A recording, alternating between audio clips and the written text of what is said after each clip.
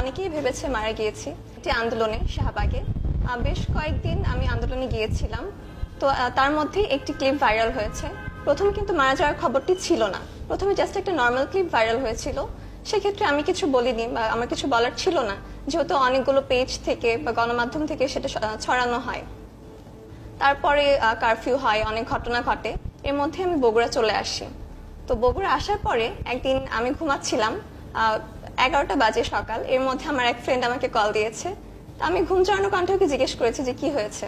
তো আমাকে বললো, তুই নাকি মারা গিয়েছিস, তাই জানার জন্য ফোন দিয়েছি। আমি তো অনেক অবাক যে মারা গেলাম কিভাবে। তো আমাকে ফেসবুকে একটা লিঙ্ক দিয়ে দেখতে বলে। তখন দেখলাম যে একটা পেজ থেকে বলা হয়েছে যে আমি মারা গিয়েছি, আর সেখানে অলরেডি 1 মিলিয়ন ভিউ এরকম। তো আমি তখনও ব্যাপারটা মজার ছলেই নিয়েছি, যেহেতু জাস্ট একটা পেজ থেকে, ব্যাপারটা তেমন সিরিয়াস না, এভাবেই নিয়েছি। এরপরে একে একে আমার আম্মু ভিডিওটা দেখে, আম্মু বলে যে এরকম এরকম।